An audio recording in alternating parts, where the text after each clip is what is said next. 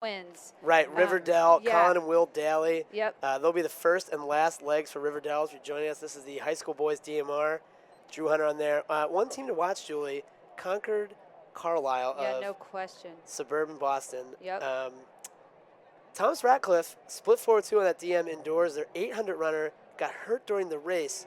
They are one team that really has, and we're about to go off here. And we're off. They're one team that has the potential to put a 10-second gap on Loudoun Valley. Loudoun Valley, I will say, they look great on that 1,200 leg at Internationals. We'll take you through the field now.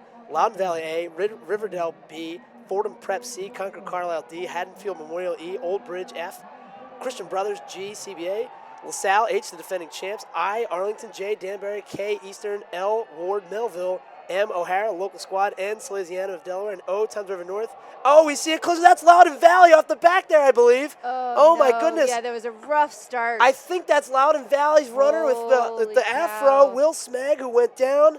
Oh, my goodness, that's Drew Hunter's squad who went down. Now, Julie, if we're talking about the creation of a legend here, as they're already kind of getting back in the pack here. He is. I wonder if this is too big a move to get back that there, is though. Will Smag of Holy cow. What Loudoun Valley. LaSalle leading this race. LaSalle, the defending champs, could push the pace here. That's DJ Principe, about 59, so they're making an honest race. That's Principe, and now Daly of Riverdale takes over. As you see, Toms River North, another Jersey squad. Smag on the back. Oh, my goodness, Julie. Immediate drama injected in this race as Drew Hunter's Loudoun Valley squad went on the track. Riverdale leading, LaSalle in second. Those are two outstanding programs. You can't let them build up a gap. Yeah, and it's almost like they knew because they definitely injected a surge there when the fall happened, and I'm not sure that they did know, but, you know, this kid from Loudoun Valley, he's already back in the mix of the he chase ran a pack. tremendous 1,200 indoor nationals. Yep. Didn't get them out of it at all.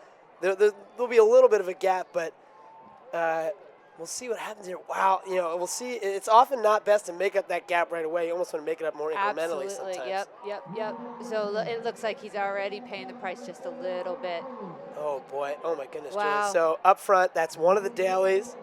And he led off at, you know, he ran 3 flat indoors Yep. on his lead off, so he's definitely legit. You've got a daily. That's DJ Principe of LaSalle. Then you've got Toms River of New Jersey, Ward Melville right behind them, Perpetual Power Danbury behind them, but it's all about DJ Principe and Daly of Riverdale. Those guys are cranking the pace. Smart of them to not, I mean, obviously horrible for Loudoun Valley to take the fall there as they're in that chase pack. But very Loudoun smart. Valley, I was watching his face. He may be in big trouble, but he is tough. That is a tough kid. Yeah. I believe that is Will Smag on the leadoff leg. 4:24, 600 runner. A great leg here from Daly and Principe. LaSalle, the defending champs. Riverdale of New Jersey, just barely behind. Think they're going to be sub-3? Loudoun Valley. That's a tremendous leg. That's a tremendous leg, Julie. Sub-3 on the leadoff leg. I mean, the Collegians were coming through in 2 flat. Here we go, 256, 257, 258, right around 3 flat as they cross the start-finish line. LaSalle and Riverdale through 400 meters. Now coming up in third will be the local squad, O'Hara, as Fordham Prep is looking good. Fordham Prep is a nice anchor as well. So it's O'Hara. We have another fall on the track. No. Wow. I Crazy. think that was one of the teams that had passed the stick first, so we're all good here. I don't see any teams that weren't back. Oh, my goodness. So LaSalle and Riverdale. If you're joining us mid-race, Loudoun Valley had a fall in the 1,200-meter leg, but LaSalle and Riverdale leading this race right now. Loudoun Valley in about 9th place, but way back. Way back, about 80 meters back. That's them, and I think 3, 4, 5, 6, 7th or 8th. They're the first of the 2 yellow teams, I think. So it's Riverdale, New Jersey, and LaSalle of Rhode Island, the defending Penn Relay's DMR champions. An incredibly dramatic race already early, 52 mid or so for Riverdale as we get to the 800-meter leg.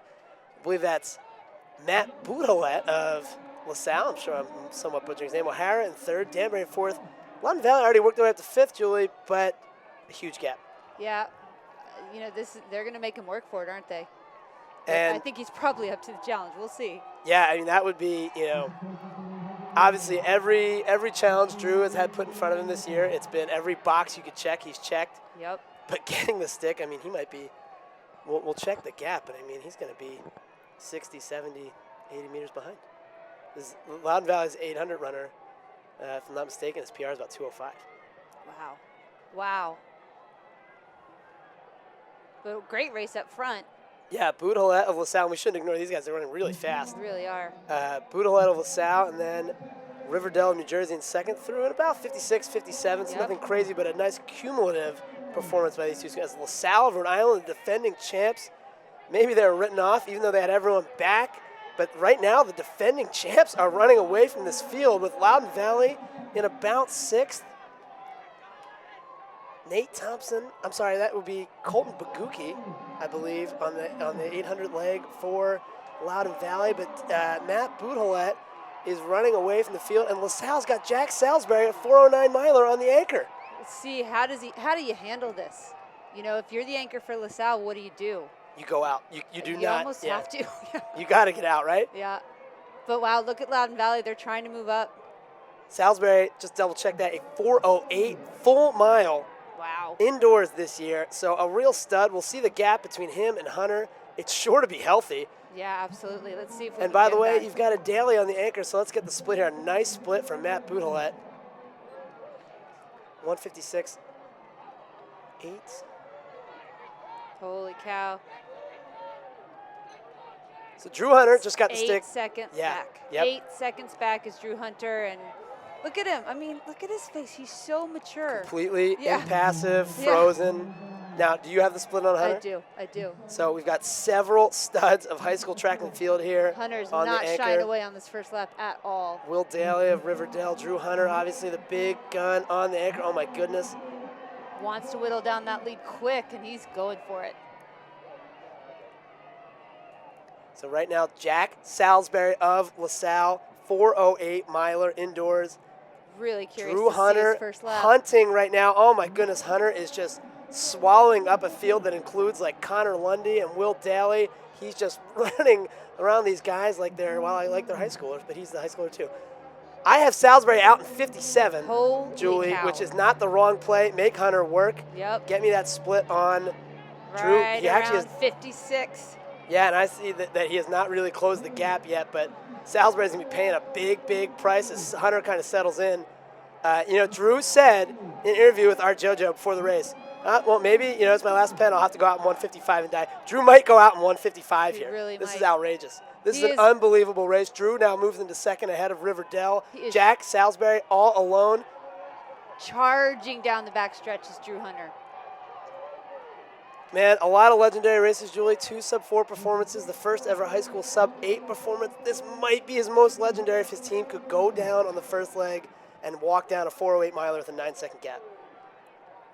Fastest split ever at the Penn Relays, we should say for our audience. Alan Webb ran 3:59 on an anchor leg his junior year.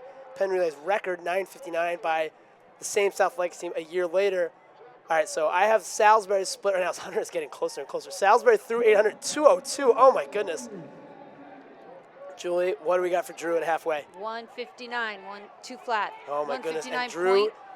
God, just imagine the feeling of carrying the stick and the guy behind you is the greatest, maybe the greatest high school runner of all time, certainly the greatest high school runner I think we've seen on the track since Alan Webb. For sure, and you know what? 2 flat is not out of his wheelhouse whatsoever, and he's done that multiple times already, so he knows what that feels like.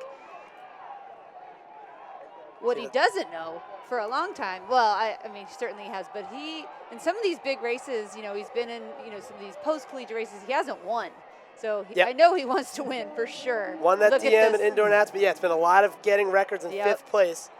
But oh my goodness, Julie, we've got Jack Salisbury, one of the best milers in the United States. Look at this. Drew Hunter of Loudoun Valley is closing that gap, setting the stage for an outrageous and thrilling final lap. Salisbury rigging just a little bit with 500 meters to go. It's Salisbury and Hunter. Oh my goodness, Salisbury just took his first look back. But do you Salisbury, think he saved 308. a gear? Did he save a gear? That's It the looks thing. like he's saving a gear, but I don't want to use that gear with Hunter around Oh, me. 304. Oh, 304. It's Julie. Drew Hunter is too close and feeling too think he good. is, Drew yeah. Hunter is too close and feeling too good. Salisbury is a star. He has an amazing kick. He's looking back. He's clearly, oh my goodness, why would you invite Drew Hunter into your house and to eat your dinner? Jack Oh, Salisbury boy. with an audacious strategy here. Salisbury is going to let Hunter take the lead. Salisbury is going to let Hunter take it and try to outkick Drew Hunter. Jack Salisbury We'll with see. the most outrageous strategy of the year. You got to respect it. 200 meters to go. It's Salisbury and Hunter. Salisbury saved up for this, and now he's going to try to run away from the best runner in the United States, and right now it's working. Holy Salisbury cow, and Hunter look with at 100 meters to go. Jack Salisbury of LaSalle. Drew Hunter finally makes the pass. Salisbury stride for stride. LaSalle on the inside. Can he do it? Salisbury's holding off Hunter right now. Hunter is fighting for every step of the red face. It's Salisbury and Hunter. Hunter on the outside. It's Drew Hunter and Jack Salisbury. I think LaSalle won that race at 10 flat. I think Drew Hunter lost. What? Oh my goodness. That was unbelievable. Jack Salisbury with a brilliant execution. I think he held off Drew Hunter for the win and defending LaSalle's title. Oh my goodness, Julie, what an incredibly bold strategy. Talk about composure. Letting Drew Hunter back in the race and then out-kicking him. Jack Salisbury becomes a legend here at the Penn Relays. No! Loudoun Valley! You're kidding me! They got it. Hunter thought they lost. He Hunter was hanging his head in shame. No, Loudoun Valley Gotta wins see the it by, replay. oh my goodness, Julie, we're going to go to the photo finish We gotta here. see the replay on that 10 one. flat, .00, both teams just a second over the Penn record. But both The athletes, photographer almost got plowed tremendous. over. Oh my goodness, Julie, that is one of the best finishes I've ever seen. Both athletes, gotta give it to both of them. That was incredible. Look at this. Holy cow. Fighting the whole way. I don't know. I think it's torso. His torso was across. Look Drew at this. Hunter. Yeah, it's his torso. He had a beautiful lead. Oh my goodness. And a little early, Wow. right? At the beginning of Yeah. the zone there. Oh my goodness, Julie, what a tremendous race. I had 4:01 on the end for Drew. I got too excited and forgot to stop my watch for Salisbury. Salisbury also. People are great. When we came in 95, 96 and 97, we had a ball. And I think it's the best memories that I have in track and field. Awesome. Well, we're looking forward to seeing what happens today, and it's great to have you here for it, Obi. Thanks for joining us. Back to the chat, guys. Obi Moore, who we could see his 4x4 school record here go down in a couple minutes from now, but to the track, this is the Championship of America, 4x8. Let's run down the start list. We got Villanova, Georgetown, Stanford, Harvard, Columbia, Florida State, Indiana, Dartmouth, Penn, Princeton, UConn, Monmouth, Fordham, Maryland, Clemson, Cornell, Penn State, Georgia Tech. That's about 53 on that first 400 meter. It's Villanova, Penn State, Georgetown, Georgia Tech, Stanford, Texas A&M, Indiana, Columbia, Brown, Duke, Penn, Monmouth, Princeton, Oklahoma. I was reading the women's start list. I apologize about that. And at A&M, look out for them. They got the Hernandez brothers. They're looking good. Georgetown has a slew of 148, 147 guys. And then Penn State, they got Kidder and Krissy. So look out for them as well. So Texas A&M and Georgetown running shoulder to shoulder. Texas A&M trying to keep Georgetown on the outside. So they are battling for that pole position into this final straightaway of the first, but on the outside, that looks like Villanova. Villanova coming back off that 4-by-mile victory. Can they get two wheels here in the same day? Let's see what this split is as they come across. About 150. We have a fall. That was Nova. That was Nova. They got the handoff off clean, though. That's good. So everyone is here through smooth. So that whole peloton threw about 150, 151 there. So everyone is still in this. So let's run down the teams just in this front pack. We've got Nova, Georgetown, Texas A&M now trying to take the lead. Stanford, Oklahoma, Duke, Indiana, and Georgia Tech. So everyone's still up in the mix. Penn State falling off. You see that's Krissy. So Krissy trying to catch up to that front pack. We'll see what Krissy can do. It's unfortunate. Maybe Penn State dropped the baton there. But Krissy trying to get up to that front, led by Stanford right now. Nova sitting in second. It's Georgetown, Nova in third, and A&M in fourth.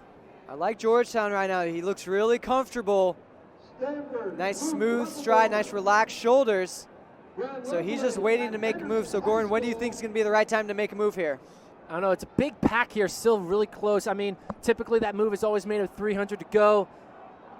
Someone's going to do it. I mean, Stanford's just trying to go out. They've been so close to victories, having to come from behind. They want to give their anchor leg a shot, a legitimate shot to take home a wheel. As Georgetown makes a move on the outside, Indiana moving up as well. Stanford trying to go, but they are boxed in. They have nowhere to go as Georgetown making a move. There goes Nova. And A&M moving up into third. It's Georgetown and Nova, the Big East, leading the charge right now. A&M, though, in third. You think of them as a sprint school. They got some half-milers to brag about as they move up into third. Stanford closing hard as well. It is Georgetown, Villanova, A&M, and Stanford. Not the cleanest handoff from Georgetown. They kind of bumped into each other, but they are off smooth, so it's going to be Georgetown, Nova, Stanford, and Oklahoma trying to bridge that gap there. A&M in fifth. So that is Georgetown still in the lead. Jordy Williams back on the track, coming back for the double. And who is that for Texas A&M? Looked like Maxim Korolov, but he clearly runs for Stanford. I was going to say that. I'm like, that looks like Maxim. But Villanova running Jordy back-to-back. This is his third race in a 2-day period. And he's probably on top of the world. And he feels smooth. Again, look at that that mile. He didn't have to run that hard. He just had to run hard for 200 meters. He has a 146 PR to his name. So Jordy in the mix here with Georgetown. As he come through this first 400, about 52 mid. And they're all together. Typically in the 4x8, by now, the elite teams have separated from the pack, but everyone is still in this mix. There's really no one team that's really showing off who they really have, because we may come down to that final 200 just like it did in the 4x-mile. Now some surprise teams now moving up. Georgia Tech and Columbia now in the mix. Columbia's got some great half-milers. Texas A&M now moving to the lead. Now when is Jordy going to move? 200 meters to go here in this leg. It's going to be A&M. Jordy Williams of Villanova in second, and there he goes. He's going to make a move on the turn here with about 100 meters to go. And Jordy makes his move. We saw this just a couple hours ago. He is burning up the track right now, separating 5 meters, 7 meters, 10-meter gap right now. He's going to give Nova the lead at the anchor. And here we go. About a 148 split for Villanova. Texas A&M hands off second. That is Georgetown in third.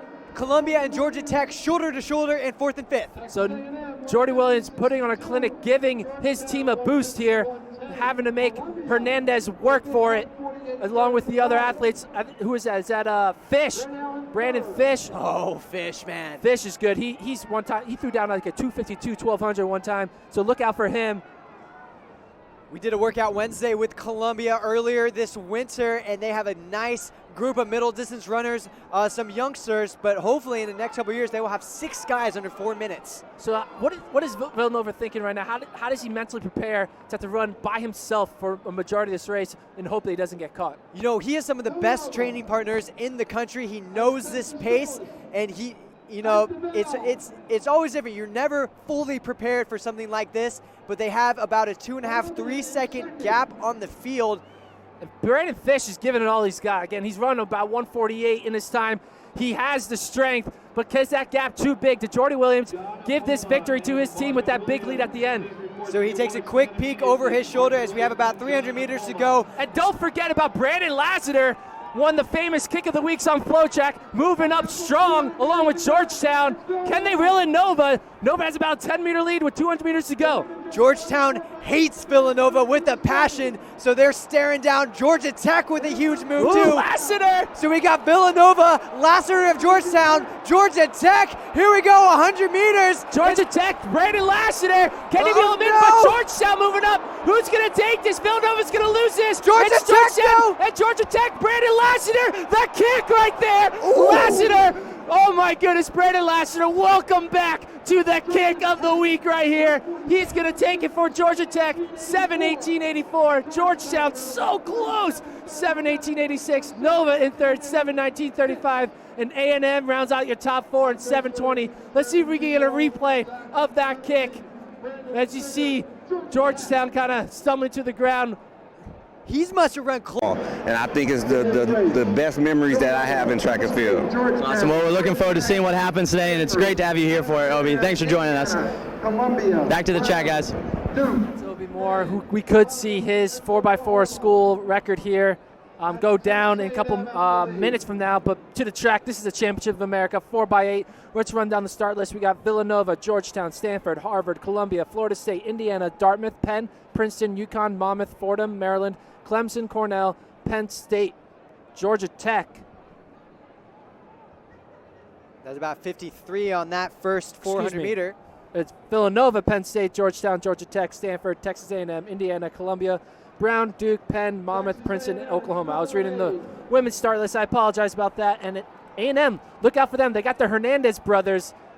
They're looking good. Georgetown has a slew of 148, 147 guys. And then Penn State, they got Kidder and Krissy. So look out for them as well.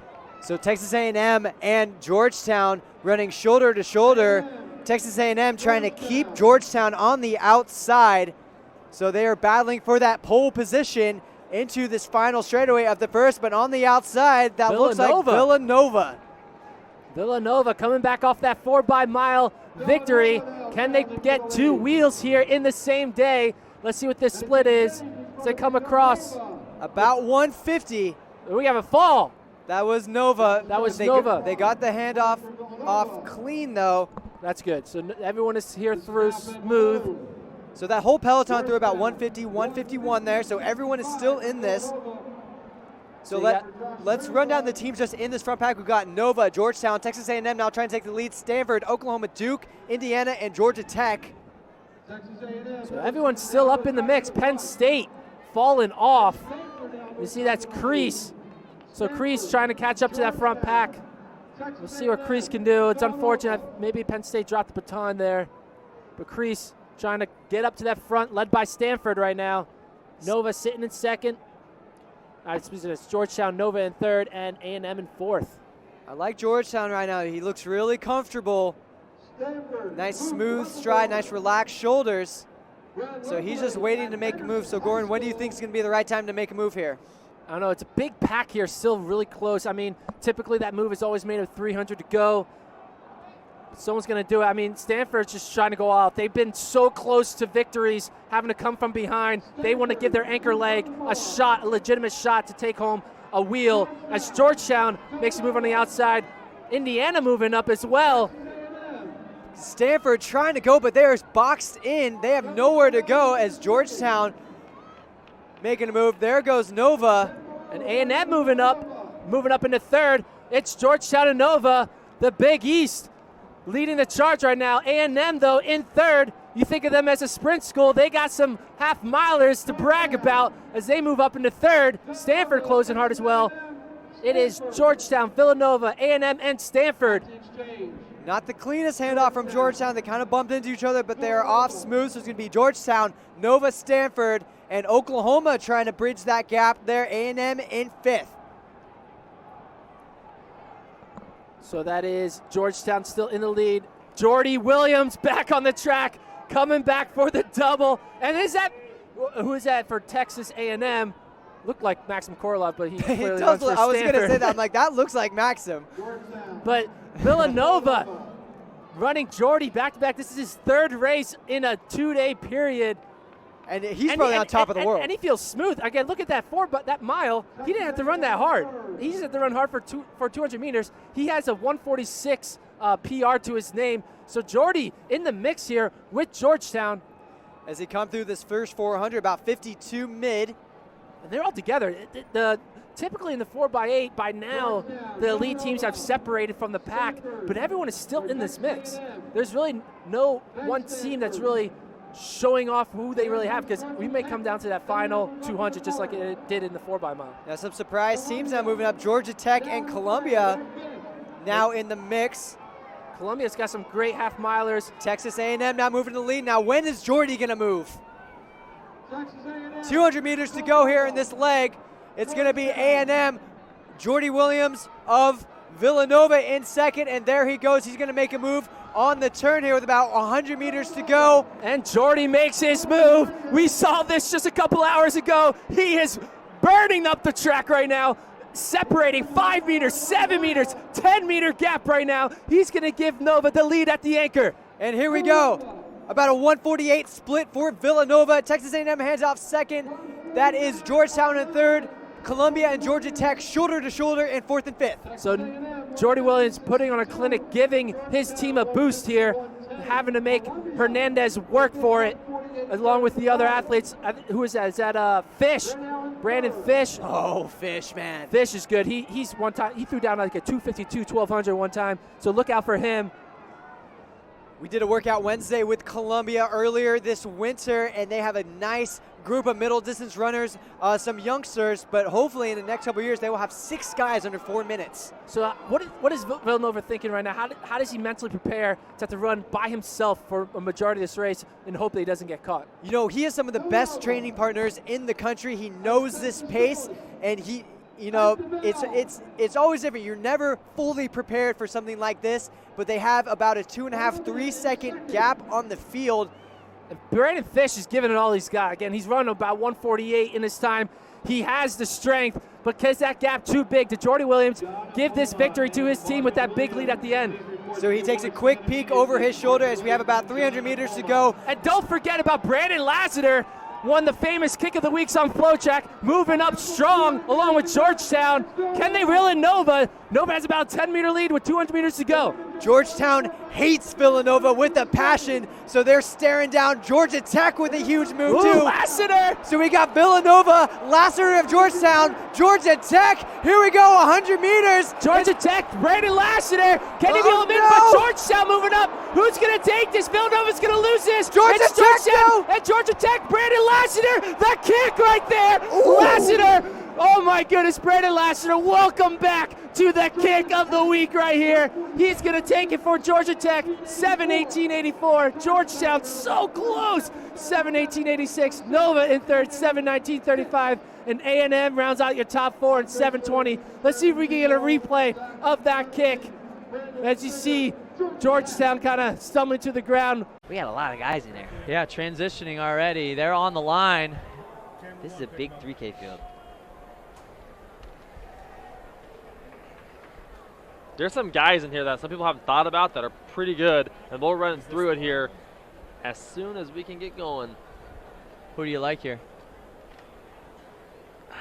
Anyone have a fave? Maybe because I met him and I know him, and he hasn't been on the scene for a while. People have forgotten about him. Kyle Levermore, Don Bosco Prep. Do you guys know where he signed for college? Oregon. Ooh. Does that mean he's good? That means he's got to be all right, huh? So we are off for the boys 3K championships here at the Penn Relays, and a huge field. So we'll run through this field. Alvarado out of Fairfield Prep, Knight of St. Michael's, Ostberg of Darien, Menzies of Lafayette, Damarez of Porter Guard, Martin of Fox Chapel, Garrett of Tatnall, Weberling of Poolesville, Force of Severna Park, Tierney of Bishop Hendricken, Hunter of Loudoun Valley, Gilbert of Ridgefield, Wilson of Council Rock North, Sheehan of Lake Norman, Ronjack of Columbia, Spezio of Greenwood Central, Dobos of R.S. McLaughlin, Tucker of St. Anthony, Spear of Loyola Blakefield, Hod of George C. Marshall, DeLuca of Dallas, Colson of Thomas Edison, Croon of Thomas River South, Brophy of Central Bucks East, Goldman of Hendren, and Levermore of John Bosco Prep. All on one breath. And Very impressive. And they went 30 seconds to the 200. So they're faster than the mile, I believe. The mile went out in like 32. Hip 2 out early. That's Justin Knight out of St. Michael's. ONT. Wait. Uh-oh. Does that mean Ontario? 65. Where is Sheila Reed? There's a Canadian in the house. Yeah, and she's from Ontario. That's her home province. Alvarado maybe. Fairfield Prep out of Connecticut. Up in the front there in that red and white kit, that long, lanky stride. Yes, and Alvarado's he's run 8:26 for 3K. That was last year. He's run 9 flat indoors this year for 2 miles. 20th Foot Locker. So through 600 there, about 137 there. And in third is number 3 from Darien, Connecticut, Alexander Osberg. This is a nice battle brewing up here. I like these two guys stringing this race out. The rest of these guys, the rest of this 29 runner field going along for a ride. So you guys mentioned some of these Connecticut guys. We just talked about Alvarado. Also in here is Alex Osberg, also from Connecticut, he ran 8:41 indoors this year in the 3K. He's run 9:02 for 2 miles indoor. So solid solid guy up there. 213. Ross Wilson coming up in the mix on the outside. That's hip 14. He's out of Council Rock North, PA. So Knight from Ontario. He's a Syracuse commit. So Chris really? Fox maybe getting a diamond in the rough. In fact, he probably even said that word because he's used that word with me before. Not about you, though. I was not a diamond in the rough. Even though maybe I was. Anyway. 245 through the K. Wow, pretty good, actually. It's pretty good for the 245. These guys are getting after it here. You talked about our man up the Alvarado being an 830-ish guy already last year. Getting after it again. Yeah, 824 last year. and Knight, who's run 819. He's also run 353 for 1,500 meters. So guy's got some wheels. This cat. This guy, man, out front. He looks and comfortable, right? Cozy up in that front pack there. Right behind them, that's Osberg from Connecticut we talked about. And also in the mix, Mackenzie St. George. And in the horizontal Tiger Stripes, Austin Gilbert. Yeah, hey, we haven't talked about is Patrick Sheehan, North Carolina star. He might have been the North Carolina cross-country champ. If not, he was the mile champ last year. Him or Huffman. Sheehan, Huffman, Milder, those are the big names in North Carolina. Those are the names you need to know. These guys coming up here. Coming up with 4 laps to go. 1,400 meters, 354. Alvarado and Knight. 354 through 1,400 meters. Justin Alvarado and Knight. Knight, your 2 top seeds, still slugging it out up front. Battle brewing here at Franklin Field, late night show. Knight tucked in behind Friday Alvarado. night high school. Gotta love it. I mean, we saw a great high school battle in that last section. These guys gotta get fired up after seeing something like that. They're pumped. And they're coming up on a... Kind of on the mile split. This is the milesplit.com mile split Slightly here. coming up on 1,600 meters. And it's Alvarado and Knight still. So around 430s here. 429. 3.5 laps to go. Still anybody's race. Yeah, everyone's still in this, really. Alvarado. Justin Knight. Alvarado and Knight just sitting up there, out of any craziness. Moving up. Yeah, Alvarado and Knight. Austin Gilbert. Everyone's still there, though. Yeah, Gilbert is that horizontal striped athlete on the outside there. 5:03 there at the pass. People are out in lane 3, 4. People are falling. Which is interesting. The pace has slowed down. Yeah, it's slowed down a little bit, but these guys, they're all going with that front pack. We're going to be coming up on the 2K split, so 2/3 of the way through this race almost. Hey, I'm just saying it right now. Kyle Livermore has been on the rail smooth the entire race. Well, he's going to have to get out of it because there's a lot of guys up there. I mean, he's going to have to make moves. Our Tatnall boy swinging outside and making a decisive move. There's Stephen Garrett out of Tatnall charging up front and making a challenge as we come up to the 2K split, 5:40. Garrett, a decisive move, man. Stephen Garrett, maybe a long drive out. Maybe he doesn't have the kick, but man, Knight just slides right in. Yeah, and going Knight with. is smooth as That butter. kid is butter right now. So Garrett. that decisive move by Garrett really strung things out here. Garrett's a 4:17, 1,600 meter runner outdoors. Indoors, he ran 9:11. So here he goes. 6:09, 800 meters to go now. That's 6:09, 800 meters to go. I mean, these guys are going to run maybe sub 8:20. Garrett. This is going to be a good race. Justin Knight. That's the kind of... Especially considering they've been out. Dominic I mean, DeLuca. I guess been out pretty well. They Knight kind now to the front. DeLuca on his of shoulder. accordion a little bit. Well, I think the opening 200 was quick, but then Yeah. things very quickly, the brakes got put on, they got put back in their place. Hit 24, that's DeLuca out of Dallas. DeLuca, who are you going with? Yes. No kid. DeLuca, then Knight, then hip 12 is Hunter. Garrett, who made that move, is faded back now to about 6th place. Alvarado's fading. Livermore doesn't look in the mix right now. Knight is... Who's the guy who's been in second the whole race? That's Knight. That's Knight. Yeah. all day. But give it up for DeLuca for making that move up front there. These 4 guys all going with, and we're coming up in 400 meters to go. These guys think, hey, why not me? Osberg looks pretty good. Osberg looks pretty good in the blue with the red hair. Bell lap, 7:16. Who wants his Penn Relay's wheel? Knight, we said he's been looking good, but man, he's got a lot of guys around him. Knight looks smooth from here. He looks smooth, but he's not moving right now. So there he goes. Doesn't want to give up the inside rail. He heard me. Can he split the difference? I don't know. That's when you know he's got something in there. He's thinking about what his position. When that guy went, he wanted to hold him off. Well, it's he couldn't Hunter. do it. So it's Andrew Hunter is the one who made this decisive move, and now Knight's going to go with Andrew Hunter. A little bump in and made the big pass. 7:49 for Hunter. What's Knight got left in the tank? Osterberg was trying to go with him, but they are separating. No, Knight Here is he winning goes. this. Knight is winning this. Oh, I like that move. Oh. Hunter responded. No. Hunter responded, but man, look at this. Oh, man. He's doing a nice job on that inside rail. Who's going to get this? I don't know. I think we're still going to go with Knight. I like Hunter's Knight. looking Oh my gosh. Hunter, hello. What? We're sorry. We're Yes, sorry, Andrew I'm sorry. Hunter. Never you were again. right. You had the kick. Through, down. 8:16. Hello. Hang on, what? That was a 60-second last lap. They just went 2:02. What? This kid, Andrew Hunter, out of Loudoun Valley. I'm so sorry. Virginia, another Virginia kid. Get it. I'm sorry we doubted you. Never doubt again. Wow. What he looked down, looked up, and bolted. Well, he made 2 big moves too. He made a move with about 600 meters to go to the front, and then he split the difference with about just after that last 400 bell, and man, held off Knight, who we think probably the favorite. So give it up, man. Hunter, you earned that one. Yes. Andrew Hunter came in with his PR from this year, 4:14. Solid.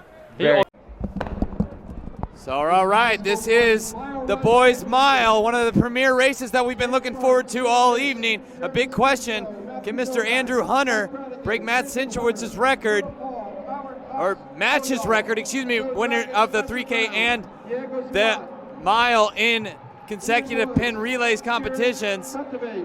And this is a great story that has been building over the last few weeks. And Andrew Hunter, a sophomore last year, who came out and won this race, 3K, a surprise, set the sophomore national record. And as we look through this field, looks like James Burke, Sam Ritz, Jeremy Sparizzo, Matthew Nowak, Mike Bragington, Andrew Hunter, Philip Hall, Tyler Cox, Phil A, Joe Dragon, Spencer Brown, Diego Zarte, Evan Woods, Kieran Tolavante, Jared Wilson, Andrew Ernst, and Luke Galligan, all in this thing. So, I mean, names that kind of stick out. We mentioned Hunter, who won the 3K last year in 8:16 as just a sophomore, trying to become the second man since Matthew Centrowitz to win the 3K and the mile at the Penn Relays. So that'll be quite the accomplishment for him, but quite the field here. James Burke, he's the Millrose Mile champion from 2015. You see Mikey Brannigan in there. He won the outdoor 2-mile last year at New Balance Games. So a lot of studs, a lot of guys around 4:08, 4:10 in the mile in this field. But it looks pretty tactical early on, Ryan. Yeah, it does. And, we're going through 600 meters, 1:37, so not a super fast pace. We're talking about Andrew Hunter, but he's only about the 6th or 7th fastest miler in this field. He's coming off a New Balance Nationals indoor 2-mile victory. He's run 8:48, which is unbelievable, just under 4:11 for the mile. But, Mike Brannigan in here, 4:07, Matthew Nowak, 4:09. Jeremy Spazzizzo at 4:09, Sam Ritz 4:08, James Burke 4:08. There's a lot of guys with some speed in this field, and you see 2, 4, 6 of them breaking away right now at 2:07. So about 2:06 probably through the 800 meters there. And now it's slowed up, and all of a sudden everyone's back in it. Yeah, and Hunter had gone to the front and made a move, but a lot of guys recognized that, and they made a move, and they covered. And that's actually Ritz to the front right now, Sam Ritz. And he represents Germantown Academy. So he wants to represent for his home state, not want Hunter to get a victory for the second consecutive year, or adding that mile title to already a 3K title. And And Rich, you just mentioned the PA mile indoor state champ in Pennsylvania. He was third at New Balance indoors, so he's coming off a pretty successful indoor season. Again, 4:08.37 his PR. He's also a 1:51 800-meter guy. So got the speed here, and he's setting the tempo right now for Hunter. So Hunter's got to have a challenger here if he thinks he's just going to do this on speed alone, because this guy's gone to the front.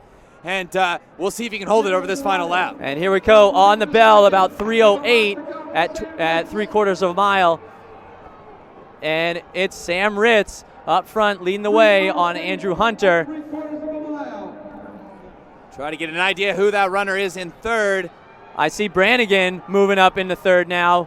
Yeah, Mike Brannigan of Northport out of New York. Also, the other runner was Spencer Brown, a 4:11 miler. New England indoor 1K runner-up, but Hunter now takes the lead over Brannigan, and coming up on 200 to go, that look of stress in his face you see when he sprints at the end of a race. 3:40 with 200 meters to go. Brannigan trying to go with him, but Hunter, we said not the miler in terms of speed as the other guys, but he has shown it here today.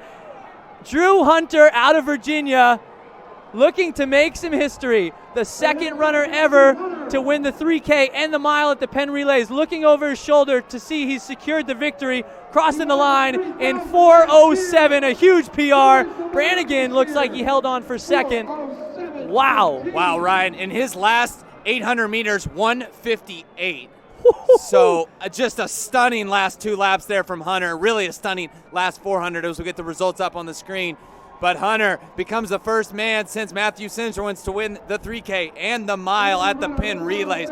So joining an elite club there, outstanding from him. And we'll see if we can grab them for an interview here in just a second as we're getting ready also for our next race, the 3K. We've been looking forward to all evening. A big question, can Mr. Andrew Hunter break Matt Centrowitz's record, or match his record, winner of the 3K and the mile in consecutive Penn Relays competitions.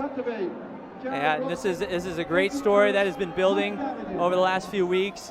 And Andrew Hunter, a sophomore last year, who came out and won this race, 3K, a surprise, set the sophomore national record. And as we look through this field, it looks like James Burke, Sam Ritz, Jeremy Sparizzo, Matthew Nowak, Mike Bragington, Andrew Hunter, Philip Hall, Tyler Cox, Phil A, Joe Dragon, Spencer Brown, Diego Zarte, Evan Woods, Kieran Tolavante, Jared Wilson, Andrew Ernst, and Luke Galligan, all in this thing. So, I mean, names that kind of stick out. We mentioned Hunter, who won the 3K last year in 8:16 as just a sophomore, trying to become the second man since Matthew Centrowitz to win the 3K and the mile at the Penn Relays. So that'll be quite the accomplishment for him, but quite the field here. James Burke, he's the Millrose Mile champion from 2015. You see Mikey Brannigan in there. He won the outdoor 2-mile last year at New Balance games. So a lot of studs, a lot of guys around 4:08, 4:10 in the mile in this field. But it looks pretty tactical early on, Ryan. Yeah, it does. And, we're going through 600 meters, 1:37, so not a super fast pace. We're talking about Andrew Hunter, but he's only about the 6th or 7th fastest miler in this field. He's coming off a New Balance Nationals indoor 2-mile victory. He's run 8:48, which is unbelievable, just under 4:11 for the mile. But, Mike Brannigan in here, 4:07, Matthew Nowak, 4:09.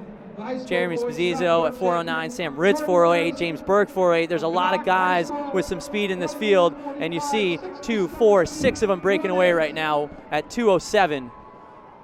So about 2:06 probably through the 800 meters there. And now it's slowed up, and all of a sudden everyone's back in it.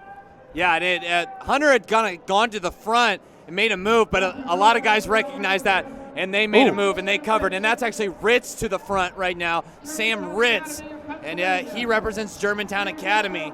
So he wants to represent for his home state, not want Hunter to get a victory for the second consecutive year, or adding that mile title to already a 3K title.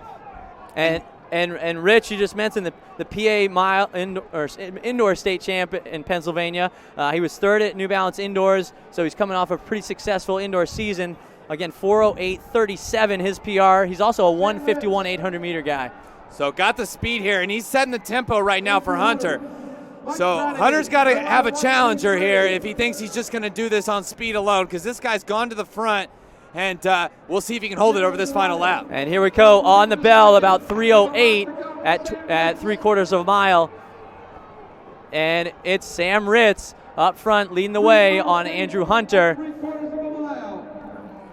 Try to get an idea who that runner is in third. I see Brannigan moving up into third now. Yeah, Mike Brannigan of Northport out of New York. Also, the other runner was Spencer Brown, a 4:11 miler. New England indoor 1K runner-up. But Hunter now takes the lead over Brannigan, and coming up on 200 to go, that look of stress in his face you see when he sprints at the end of a race. 3:40 with 200 meters to go. Brannigan trying to go with him, but Hunter, we said not the miler in terms of speed as the other guys, but he has shown it here today. Drew Hunter out of Virginia, looking to make some history. The second runner ever to win the 3K and the mile at the Penn Relays. Looking over his shoulder to see he's secured the victory, crossing the line in 4:07, a huge PR. Brannigan looks like he held on for second. Wow. Wow, Ryan, in his last 800 meters, 1:58. So just a stunning last 2 laps there from Hunter. Really a stunning last 400 as we get the results up on the screen. But Hunter becomes the first man since Matthew Centrowitz to win the 3K and the mile at the Penn Relays. So joining an elite club there. Outstanding from him. And we'll see if we can grab them for an interview here in just a second as we're getting ready. Also, Georgetown, the only team I think that can challenge them is Oregon. If Oregon runs their full lineup of Lily Burton, Ashley Maton, Allie Cash, and Annie LeBlanc, then that's the team I like. But Oregon is going to be with Keklak, Coogan, Sam Nadell, and Audrey Belf. That's a nice squad. That's a really nice squad from Georgetown. And again, as Dennis mentioned, they won the distance medley yesterday. They were really unchallenged in the 1600 relay. I mean the 1600 leg, they had built up quite a gap over Oklahoma State. And joining us now, Kevin Selby. Kevin. Dennis and Phil, we have had a fantastic day so far, and we're going to be joined in the booth by a wonderful guest, Vicki Huber-Radowski. She has 9 watches. No, she has 9 watches. 7 watches. 7 okay, watches, I just she gave said, her yes. 2 extra ones. And so, hey, Vicki, we got a appreciate forearm you joining full. us.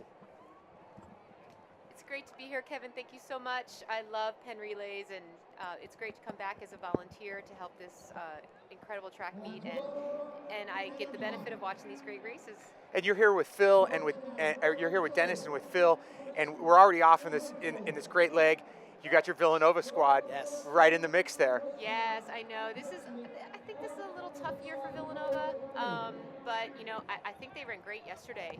You know, without Angel, Gina knew she had a tough call, but they were tough. I think they ran great. You mentioned Gina Procaccio, famous Villanova runner herself, and very successful coach there, as Villanova is leading this with Bella Berta on the track. But yeah, with Angel Picarillo redshirting, it's really Oregon and Georgetown, the 2 teams to watch here. I think so, but you know what? This is Penn Relays, and you never know. It's track and field. You never know. Well, and especially it's Villanova at the Penn Relays, meaning you get quite a boost. Yes, you do. I remember when I was there, you just didn't lose. That's how it went. Vicki, tell us just about what it feels like to run at the Penn Relays. The crowd, just the history, the facility, just being down there at track level. There's a magic about Franklin Field. I mean, I'd get butterflies. If I walked into the stadium with nobody in the stands, just to the infield by myself, I'd still get butterflies. There's just something about this place, whether there's 2,000 people in the stands or 100,000 on Saturday. It's a beautiful track, and just the history of this track meet in general. It's great to be a part of this history. And I remember my first high school meet. Coming in here scared to death, and those nerves never left, no matter how old I was. And we talked a lot about how high schools and colleges schedule their season.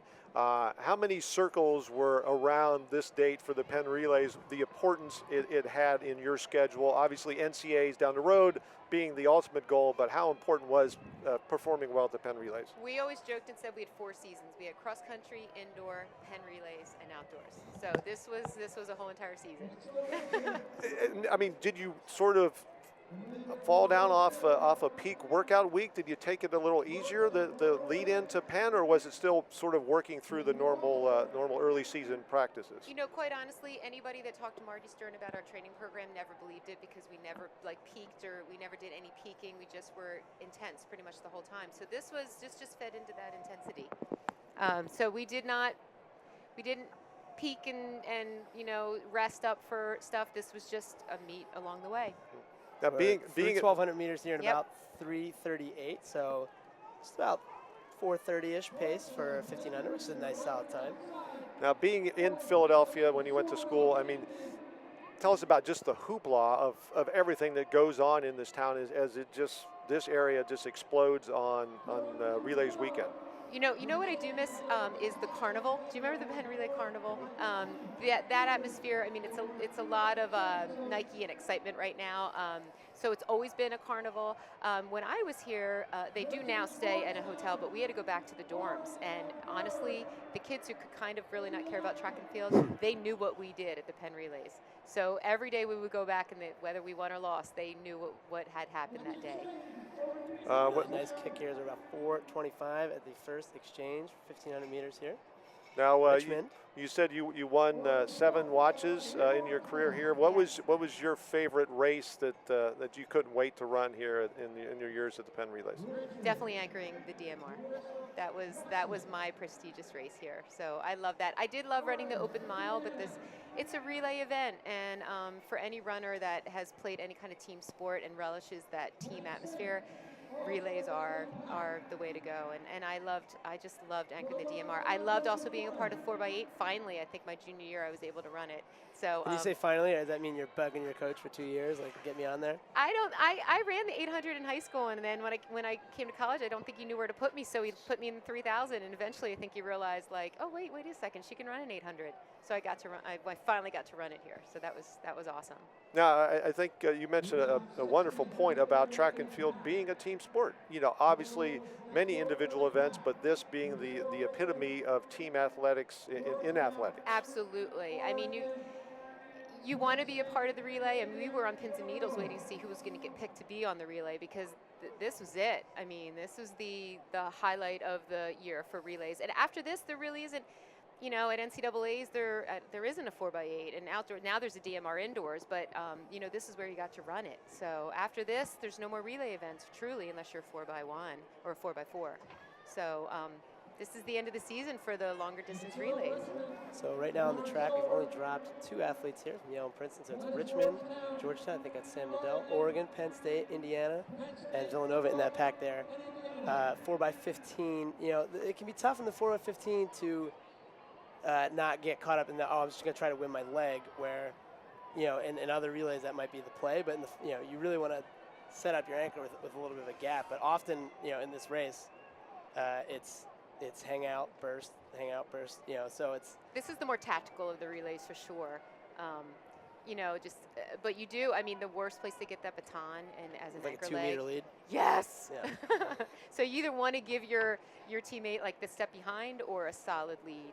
Right, and we're about 2:20 at 800 here. Richmond, Villanova, Georgetown, Oregon, Indiana, all still in that group. And Sammy from Villanova, I mean, she anchored in 4:44 yesterday, which, right. They're a young team right now, and so that was really good. We'll see what she does today. Now, if you were going into a flat 1,500, you could go in with pretty much a set race strategy. But in a 4x15 race, especially if you're running the 3rd or 4th leg, you really can't strategize before the race. No, you just have to take the baton and see what happens. And that's so true. Like I always like to have a plan, but and that's what's nerve-wracking about this, is that you can't always have a plan, and so you kind of have to go with the flow.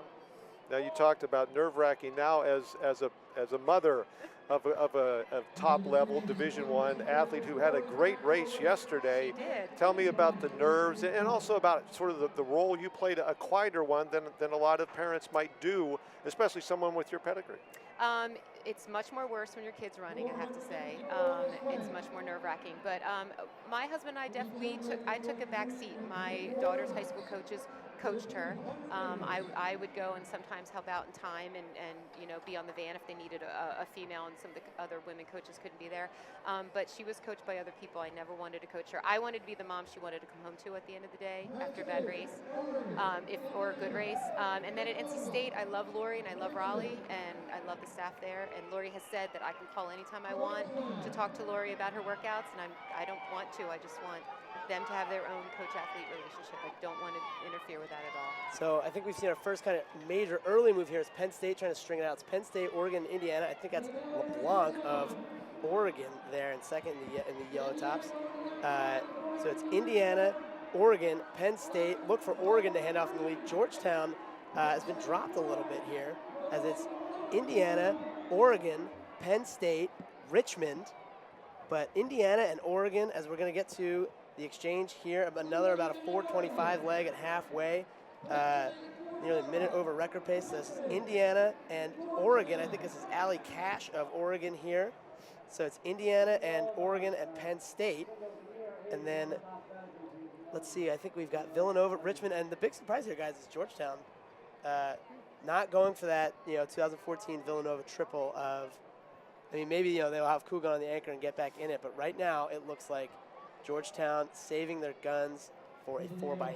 And I love that Oregon came. I know the men chose to go out to Stanford. Right, the men have one hammer throw here. Yeah, but I love that the women came to run the relays. I just love that. I think that's great.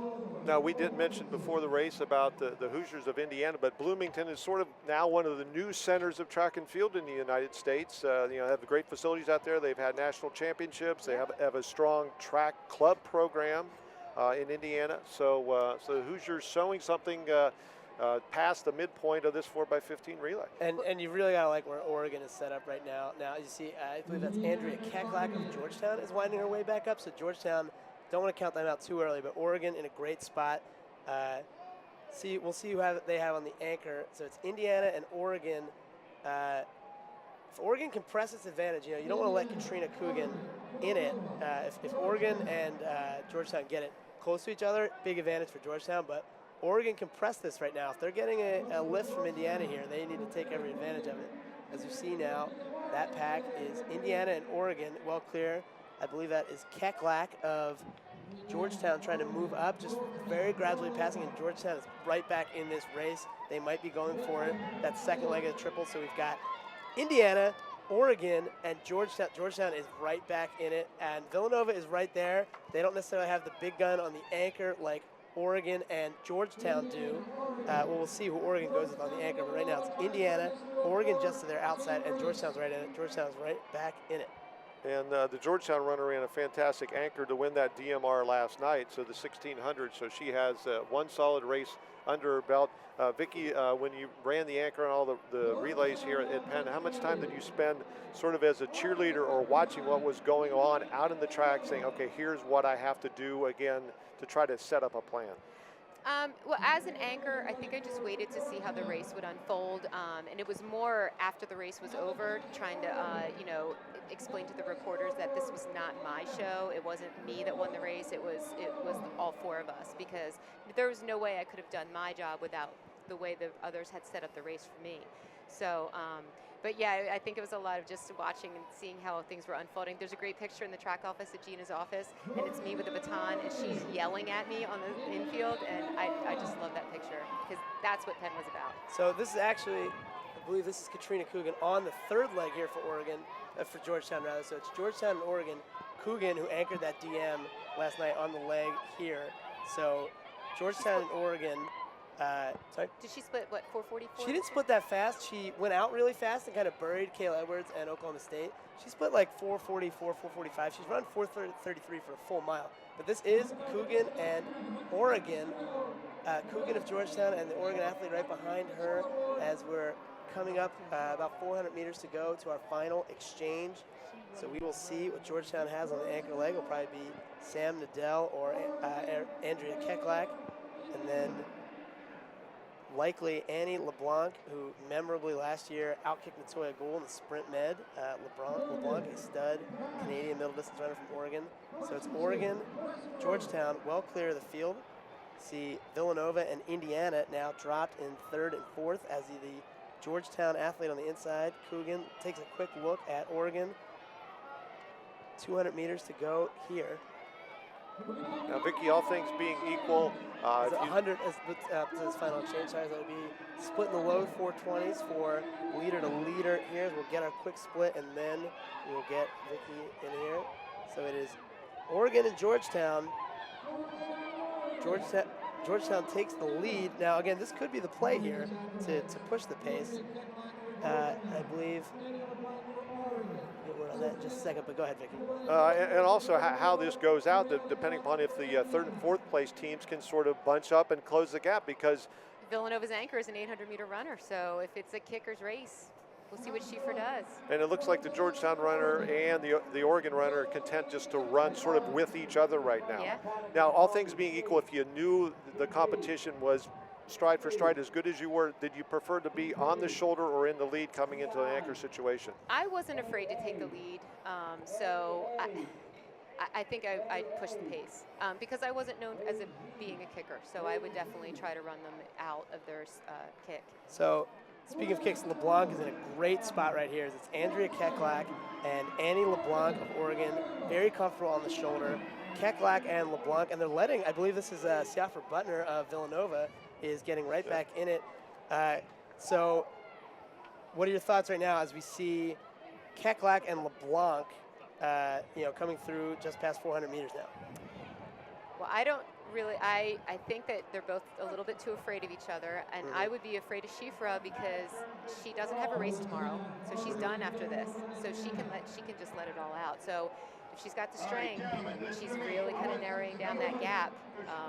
This is going to be fun. So you would say Georgetown and Oregon, you want them to push it with maybe 800 to go, 800 out rather than say 200 out. That would let Butner in it. Yeah, exactly. So it looks like with about 900 to go, we do have at least 3 teams in the mix. I don't know if IU, if their anchor is going to be able to move up and be within physical contact with 2 laps left. Again, it's Penn Relay, so you never know. People run out of their minds. You never can count anybody out.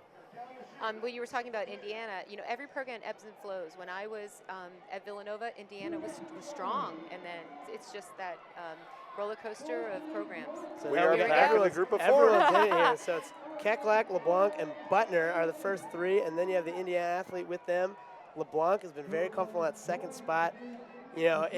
We talked about yesterday, if you're going to lead, do something with it. If you don't want to lead, don't do it. Maybe this is the play for Georgetown, though. Control the race in the front. Maybe they want it slow. Maybe they want to ensure that, and they feel good about Andrea Keklak's kick. And you keep it slow. You make it a kicker's race, even if you do it from the front. That would set up Georgetown. Did you know what the 800 split was? Just missed it. But you're right, Dennis. Julie Benson had emphasized that to me last week when we were doing the Larry Ellis, that she told her charges, when you're in the lead, do something with it. Yes. And the Georgetown runner really didn't do anything with it for 1,000 meters. Now, and some of that might be just being afraid. It's maybe a lack of confidence, or but you should. If you have the lead, you just got to take it, because this is going to come down to a wild finish. Which again, our leader might want. That might be the play for Keklak. LeBlanc Maybe. was very confident on the outside, though, in Oregon in the yellow. She's leading. Butner right there. The Indiana runner hanging on tough in 4th. Those are the 4 squads to watch. Georgetown in the blue, Oregon on the outside, Villanova in the white right behind them. Look pretty comfortable, as is the Indiana athlete in 4th. So it's Georgetown, Oregon, and LeBlanc now is kind of hedging outside, maybe making the move here as we come up on 400 meters to go. It's Andrea Keklak, Annie LeBlanc, and how do you say the first name correctly there? Schiefra Butner, Villanova. Those are the 3 to watch right now, leading this pack with 400 meters to go, I believe. Here they go, Schiefra. And it does turn into a sprint. Wow, you called it. She doesn't have anything left. This is it. And right now, LeBlanc getting left in the dust, but she's hanging. The Indiana runner is out of it. We've got Butner, Keklak, now LeBlanc is just a little late to respond. Might have put all her cards on the table a little early there, guys. So we've got Butner and LeBlanc, they're well clear. LeBlanc looks tremendous with 200 meters to go. Butner looks back. I don't think she's going to take it. It is Butner wins this race over LeBlanc. Villanova with the upset win. We've got a celebration in the booth from Vicky Huber-Radowski. Villanova over Oregon and Indiana. Villanova. It's a shame you didn't have a camera focusing on the three of us in the booth here, because Vicky Huber just let out a fist pump, and you didn't want to scream into the microphone. The University of Arkansas Razorbacks and the NC State Wolfpack, both fresh off of national titles. The Wolfpack won the cross-country title. The Arkansas Razorbacks won the indoor DMR. There is a lot of talent on the track, and we're going to see something special go down this afternoon. Absolute battle of the classic sort of distance programs on the track today. A 4x15, the national record, and Penn Relay's record currently sits at 17:08 from a crew from Tennessee. A couple ladies named Chanel Price, Phoebe Wright, Rolanda Bell, and Sarah Bowman. Quite the stout lineup they had back in 2009. And we are off. This is the College Women's 4x1500 Championship of America, presented by iHeartMedia. We have Villanova, NC State, Ole Miss, BYU, Arkansas, Georgetown, Wisconsin, Indiana, North Carolina, Boston College, Virginia, Penn State, Rutgers, Tennessee, Miami of Ohio, and Navy. But keep an eye on our top teams, the Novas, the NC States, Arkansas, Ole Misses up front, because they should be putting on something special here this afternoon. Early to the rail, it's Ole Miss and Boston College, and then sliding in behind them is Indiana, then Tennessee. Again, Tennessee, your current holders of the Penn Relay and national record.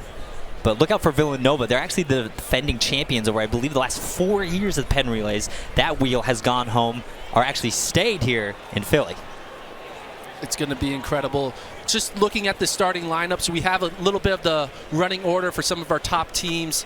Arkansas's order right now is going to be, I believe, Isabel Van Camp is leading off, Logan Jolly on the second leg, Lauren Gregory on the third leg, and then they are anchoring with Krissy Gear on the anchor. And NC State, they're leading off with Anna Vess as the leadoff. Then they're going to Samantha Bush, then Savannah Shaw, and then they're anchoring with Katelyn Tuohy.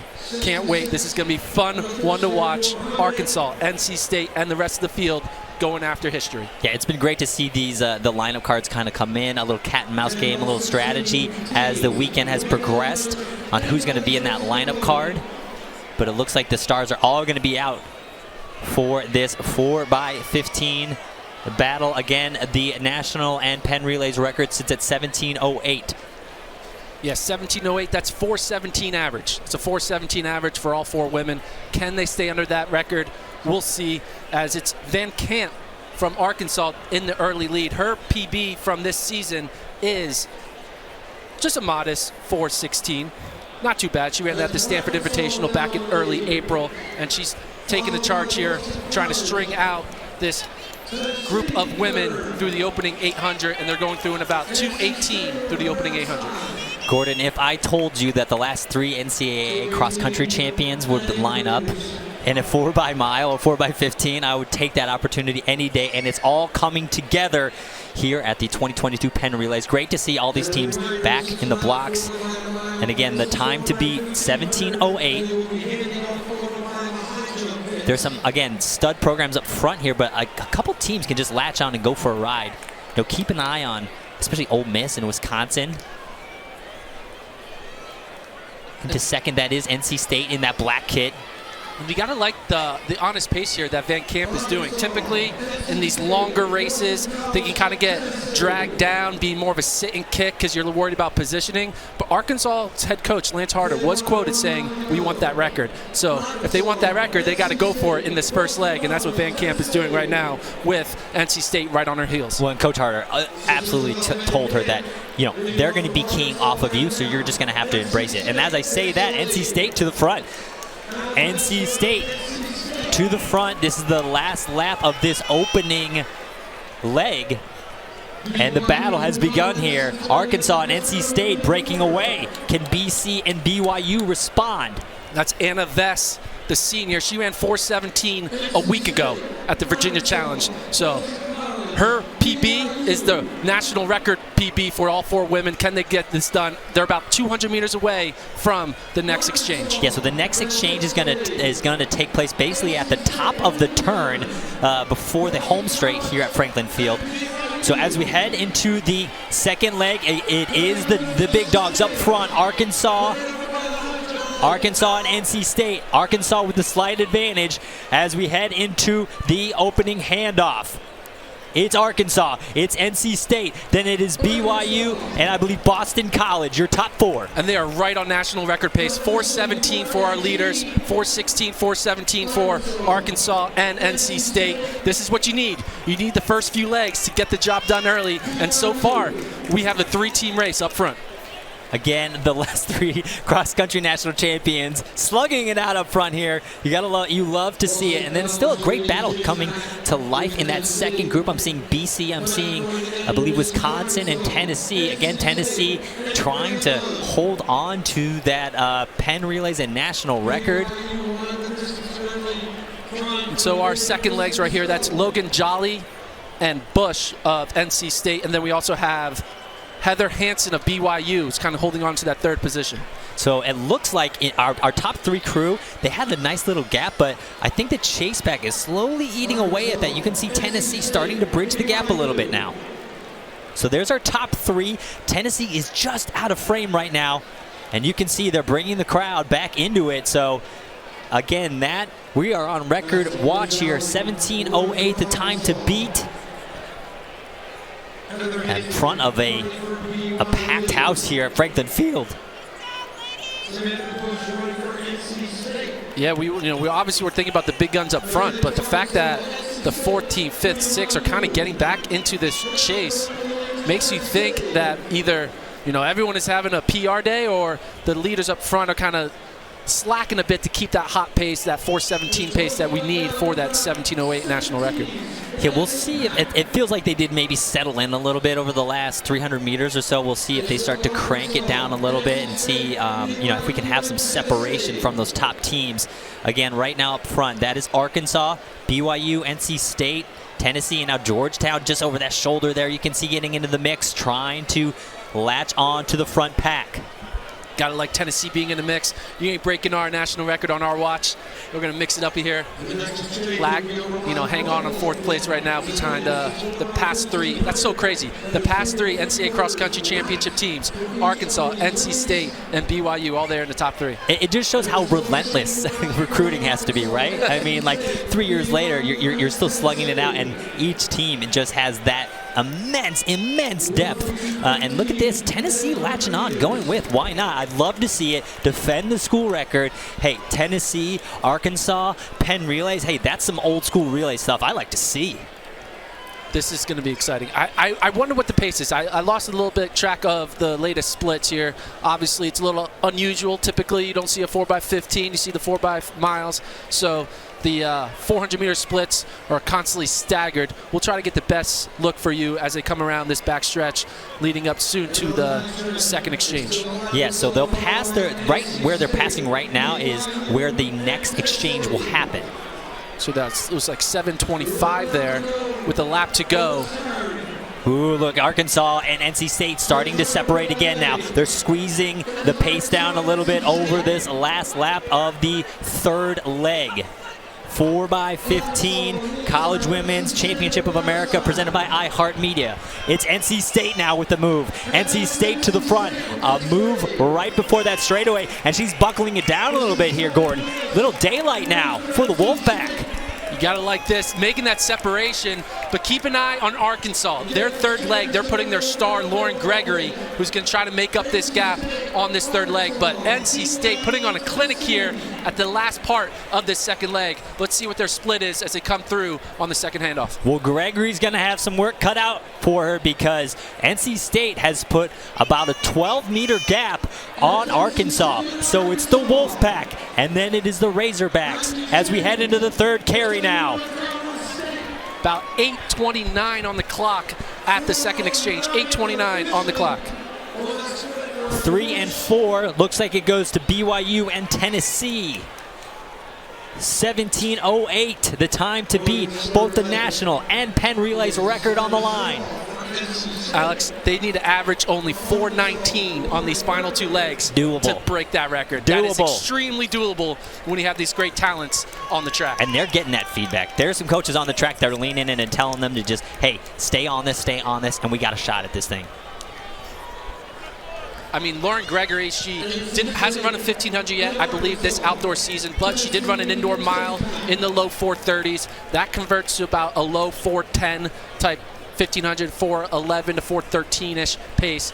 And this is probably a good strategy right here that Lance Harder looked at it and it's like, hey, if I put my star in the 3rd leg and there's a gap, she can close it and give us a fighting chance against Katelyn Tuohy on the anchor leg. So Lauren Gregory has a lot of work cut out for her here on this 3rd leg as they are at 9:37 now on the clock through the first 400. Yeah, they were about 9:30 after that first 400 for this 3rd leg. And honestly, I think NC State, if anything, has put like more of a gap on the Razorbacks at this point. It's just so crazy to think about a 4x15, Gordon.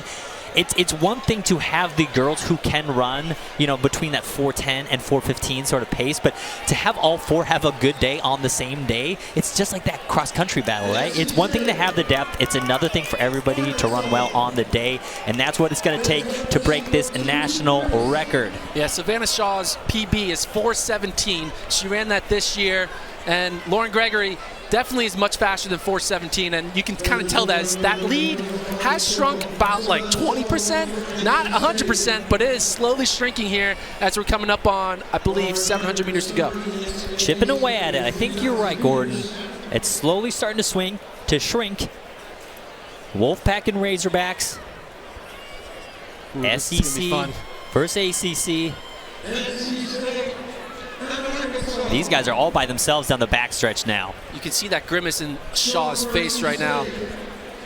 She's trying to hold on. She knows she has put the potential future 10K NCAA champion chasing her down on this 3rd leg. Yeah, she is chasing her down, Gordon. That gap is coming close. Gregory looking pretty strong here on the chase. Just coming into frame. She's right there, staring at the shoulders of the Wolfpack. Again, our time is 17:08. That is what we need to hit for the national record. You gotta like the strategy Gregory has done here. She didn't try to get it all back in the first 800. She's taken her time, and now at this moment, that time has become present because she is about to make that pass here with 400 meters to go on this 3rd leg in the 1500. And I think the question now is going to be, will Shaw respond? Will she be able to react once Gregory makes this pass on the backstretch? NC State and Razorbacks are on the backstretch, and they are about elbow to elbow here. 2 teams duking it out, trying to knock out that 17:08 national record, and now making the pass. It's the Razorbacks to the front now. Does Shaw have a response? Arkansas, NC State, and now a gap. There's some daylight between. Now keep in mind, NC State has Katelyn Tuohy on the anchor, who has a much faster PB than the anchor of Krissy Gear for Arkansas. Can Katelyn Tuohy make up this gap here in the final 1500? It's going to be something special to watch. 100 meters to go on this final leg. Absolutely giving her a shot. You know, Tuohy on close would have a shot. Shaw is keeping her team in this. She's got to hang on. Final exchange here in the women's 4x15. It's Arkansas and then NC State. We were just over 12:43 at the handoff. 17:08 is our national and Penn Relays record. We're into the anchor carry now. Ken Tuohy put the Wolfpack back in the mix right now. Alex, I'll tell you right now, that record is already gone. They need to run 4:25 to break that national record. That is already going to be achieved here. The question is, can Katelyn Tuohy reel in Krissy Gear of Arkansas for the Penn Relays wheel? I got a running stopwatch on Tuohy's split. We'll see what she can do. Let's see if she makes it up early, waits to the final 500. We'll find out here as we come down this home stretch, and we'll have 3 laps to go. So we are officially upgrading record watch to a record warning here at Franklin Field. Razorbacks versus Wolfpack. Tuohy is hunting. So it's about what, 10, 15, 12 meter lead right now. Tuohy hasn't closed too much here on gear. Kind of taking her time The question is, when will she make that really strong push, at least put herself in position to be in it? Because right now that lead is still staying stagnant at 10 meters.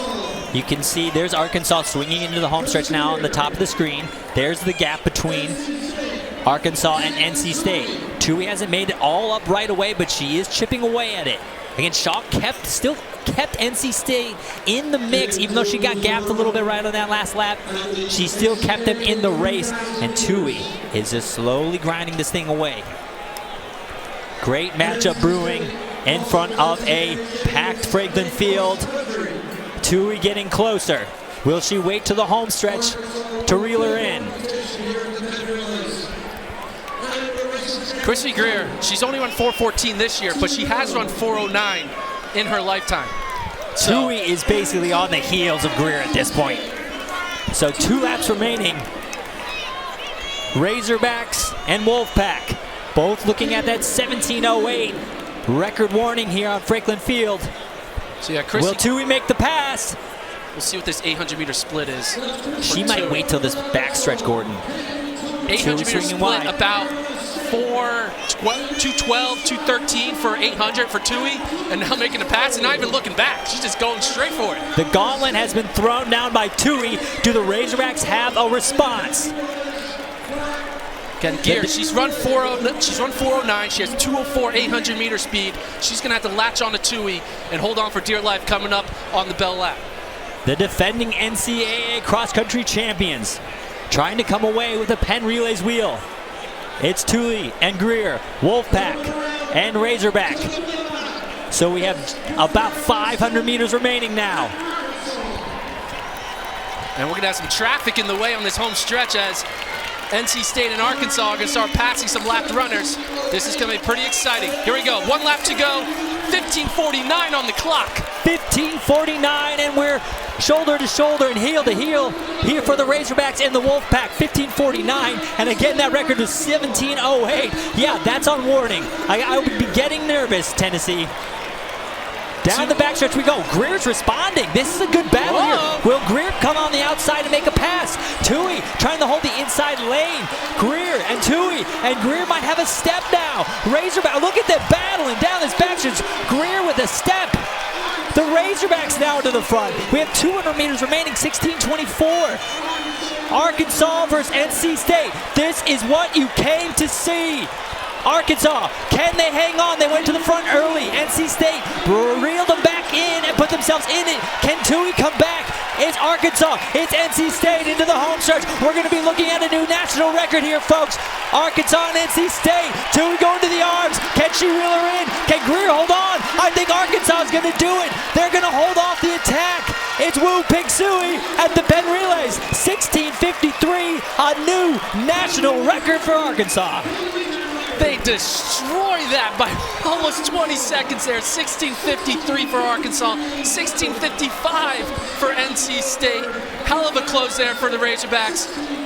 Incredible close. I can't believe she held off Tuohy. I mean, this is massive. Look at this exchange on the backstretch. This was just absolutely daggers right here. They were just battling.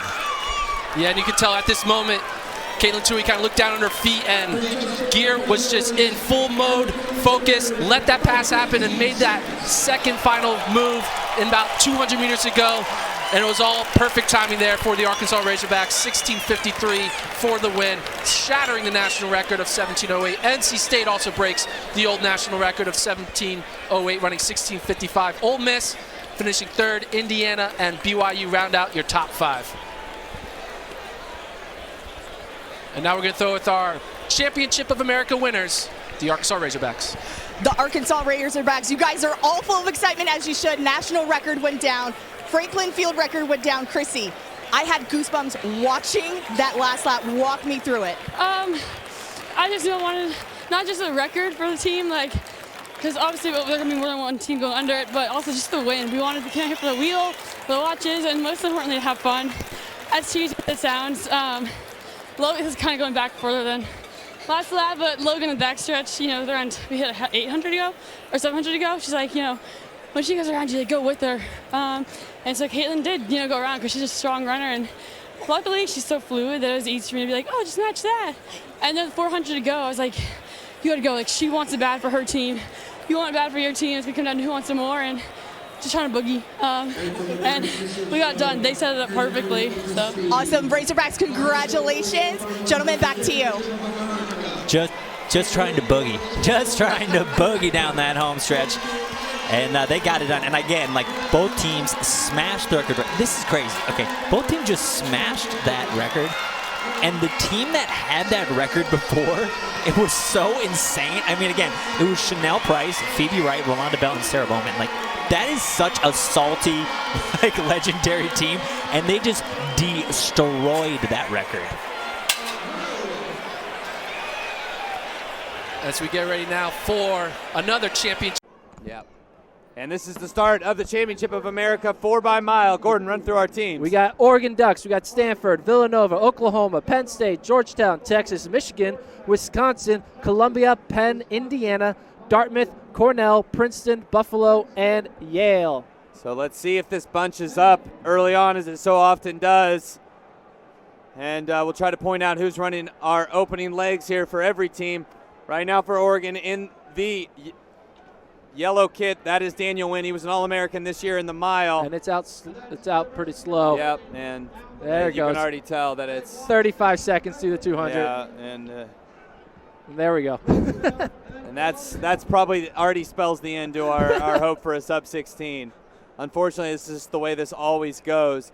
But still, yeah, I mean, it's going to make for a cracking race when we get through into the later legs and onto the anchor. But Wynn leading this group right now. I think he was 6th in the indoor mile a month ago in Fayetteville, but the first lap's going to be pretty slow. Actually, that might not have been 35 because they start farther back. So it was, I mean, but still, yeah, it was that. like a 63. So nothing fantastic early on. So lining it up, it is Oregon, then Georgetown, Columbia. Believe that's the team from Buffalo there in 4th. That is Sam McKenty on the outside of Villanova trying to move up. He's in 4th. Texas right there. You can see they're really stepping on each other's heels. Yeah, it's give you slow. a sense of the pace. So Wynn is led for our first lap and a half. So he's doing all the work, but nobody really wanting to pass him right now. It's too early, and this heat so often run in a tactical manner, and kind of the tradition of the Penn Relays 4x-mile seems to be playing out here in 2015. So Sam McKenty, a guy we didn't see in the indoor season, he's back out here, has a year of eligibility on the outdoor track, and he is in your 3rd position right next to Georgetown, trailing Wynn. And this will be our 800-meter split, and it's slow, folks. 2:08, 2:07 on the clock. It's not exactly the 800-meter split because they do start they farther started back because of the 4x-mile. Okay, so 2:05. Yeah, you're right. About 2:05, so it's still on 4:10-mile pace. But Wynn, let's see if this pace can kind of ramp up. No one has made a move past Wynn at this point, letting Oregon do a lot of the work, which I'm kind of surprised. You know, and Gordon, something to note. Oh, there's Stanford moving up. Okay, so that's Stanford moving in position. And it's Texas now taking the lead. Texas trying to push this pace, understanding it's pedestrian, trying to make spread out this field. So Texas taking it up front. Is that Turnbull? Brady Turnbull maybe with the early lead right now as they're going to head to their final lap. So Texas Longhorns leading right now. Wynn in 2nd, Stanford there in 3rd. We still got our teams from Villanova and Georgetown right there. So 1 to go. They are all bunched up there. Texas with a surprise lead. We're gonna have an exciting finish to this first leg as it's been so slow. How long can they hold on to this for? There's Wynn, Stanford, and McKenty. Georgetown up in the mix. Wisconsin, we already spoken about, hanging on to the back of that tail. There goes Stanford. Important to note that all of our favorites are still there. And there goes McKenty to the front. McKenty with 200 to go for the first exchange. That's Sam McKenty of Villanova. Let's see who he passes off to. It looks like, just glancing across the track, that appears to be Rob Denal. So he's a sub 4 miler. And Oregon now in 2nd with Daniel Wynn. They're going to pass off to John Gregoric. And the time is actually not that bad. We got about a 4:02. Wow. So they closed pretty hard. So this is looking good. 4:02 there. 402 through 1,600 meters. So yeah, just a little bit outside, about 403, right, for a full mile. But that's Denault now leading for Villanova, and a surprise team in third. That's Cornell. So an Ivy League school up in the front, mixing it up. Gregoric, another indoor mile All-American. He's in second in perfect position. And then rocking the shades from Stanford, that's Eric Olson. He's in excellent position. He's a fantastic 3K runner on the indoor team, and he's been so great on their DMR for several years. And then behind them, we have Georgetown. So all the favorites, I would have to say minus Cornell. Cornell kind of overachieving right now. So Georgetown staying up there in the mix. Looks like they are going all in. We in their preview, we didn't know if they were going to run some of their top milers, but they're looking good so far, sticking up there with the top 4. So that was near a 59-second lap. Yeah, so they're moving. keeping it honest. Yeah. Denault trying to keep that pace. He's the Canadian running a 3:58. Let's go. This group is settling in, though, this lap, so as so often happens after a first lap, you get excited. This lap may slow down. We could see a tactical lap here. But these 5 starting to break away. I see behind them in about 7th position, Tommy Awad of Penn trying to move up. He's their best miler. But right now it's Denault. And then Gregoric of Oregon. We have a Cornell athlete. Behind him it's Eric Olson. And then it's Georgetown. And Tommy Awad of Penn is in no man's land trying to make his way up to that front pack. He won the Olympic Development Mile last year, a bunch of professionals. So he's trying to catch up to them. All right. So we will have, let's see, this will be our 800-meter split for these gentlemen, and they're going to be near it. We'll get it right where these people are. They're about 6:03, 6:04. So that was about a 62 or 3 last lap. So a little bit of a slowdown. Nothing too slow. This is possible, folks, as we're getting to the middle portions of this race. And Tommy Awad has now joined this front group. He ran 3:40 at the Larry Ellis Invite just a week ago. He has done a lot of work to catch up with this front 5. So Tommy Awad delighting the home crowd here. He's got a freshly shaven face, which we don't see often out of him. Eric Olson of Stanford now to the front. Gregoric pursuing him. And they're starting to pick it up here. Yeah, they're starting to move as they have just a lap and a half left to go in their leg. Next leg looks like for Oregon is going to be Gohegan, so they're going to put Cheswick on that anchor. Woo!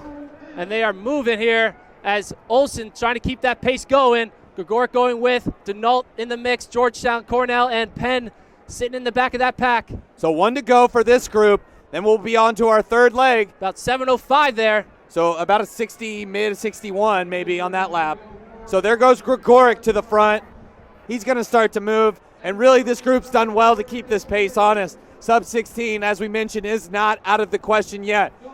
Denault, our early leader in the second leg, is hanging tough. Olson looks like he's going back just a little bit. And Cornell, though, can't talk enough about them. They are hanging tough right there. Cornell, I believe they are the big red, just really surprising up front as we got 200 meters till our next exchange. Olson trying to fall off a bit. Denault sitting right on Gregoric right there. Let's see if anyone kicks to their next leg. Oregon will have Gohegan. And Denault makes his move. Woo! Cornell going with. Cornell. Wow, Cornell, the upset city alert right here. Cornell sticking it to these top teams as they come through. We'll get a split here. And they are about 8:03. Wow. 8:03. Wow, this is no way this is going to happen. 8:03, man. Ooh, this is going to be close. Can they keep that pace going? So that's Pat Tiernan now leading for Villanova. And then we have Will Gohegan. And then our surprise team, Cornell in third. Stanford trying to catch up, try to get an idea of who their runner is. I think that's Jack Keelan for Stanford there in fourth. And then behind them, Georgetown and Penn. But we got a front 3 trying. Oh, it looks like they're starting to slow down. I was getting excited. Looks like this group's slowing down. We'll see what they do when they come through. Again, the Yeah. staggers are a little off because of the 4, but everyone's running a mile. So when you do the relay, you actually have to start a bunch of meters back from that start line. So splits aren't really at the start-finish line. So the 200-meter split's really hard to keep track of. And we'll see what they got when we come through, see where Tiernan's taking this team through. Oh, I think it's going to be pretty. We'll look at that orange cone. Pretty pedestrian. About mid in that orange cone. They came in about 8:03, and they are about a So about a 62 there. All right, so yeah, slow down. And Georgetown and Penn have caught back up. And they are packing up. Yeah. Gohegan's not going to make him any move. Yeah. Which why would you when you have Cheserek on the anchor? If if these guys sub 16 may not be an important thing for them, that might just be something we hyped. They're not really interested in it, and so this is a slowdown. And Tiernan leading up front, really a solid 5,000 meter runner. He ran 13:31 as a freshman. He was top 10 in the cross country as a freshman. He was a bit banged up this year. He was only 19th, and then he took the indoor season off, or at least up until Big East Championships. Looks like he's back fit now, and he's leading this group, but it is a big slowdown. They don't want to go too slow. They don't want to let anybody else catch up. I know it's about a 50-meter gap back to our second group, but you can't slow down too much because that group, that second pack, is doing a lot of work to try to get back up on that train. And Gohegan has noticed that's a bit slow for what Tiernan's doing now, and he now takes the lead, taking charge here. So we'll have a second. This lap may be just a little bit faster, but not too much. And they come through about 10:08, so we're falling off pace a bit. So Gohegan, then Tiernan, Jack Keelan, our Cornell team, Georgetown, and Penn.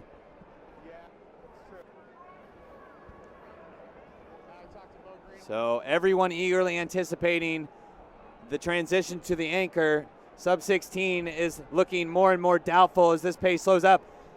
But Gohegan looks like he's trying to make a move a little bit. Yeah, and Stanford and Tiernan are going with Georgetown trying to move up.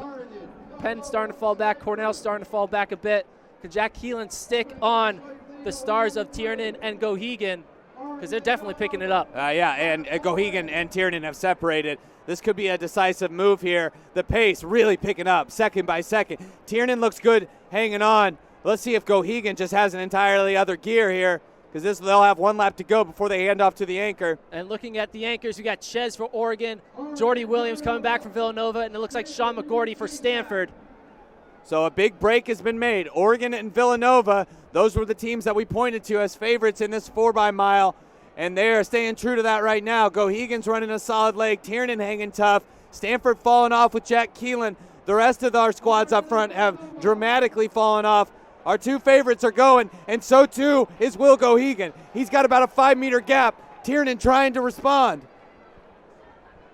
So about 200 meters for Gohegan before he hands off to Edward Cheserek. Tiernan will hand off to Jordy Williams. They duked it out yesterday in the DMR. We're going to see another battle here over a mile. Jordy Williams versus Edward Cheserek for a Penn Relays wheel. So 11:53 on the clock. 11:55 now, and Tiernan moving up. Not getting dropped. We now watch the 12-minute mark. Let's see what we need to run. How tactical. Oh, it's going to be a jog fest. It's going to be a jog fest. It's going to be an absolute jog fest. Yeah. They got it about 12:04 there, and this might help McGorty. McGorty knows that this is going to be a jog fest. Ches is looking back. He does not want to lead. And Jordy is thinking about what happened yesterday for 4 laps right now to see if he can have a chance for redemption. And just like that, everyone is in the race. Yeah, and you can actually hear the Penn Relays crowd starting to boo.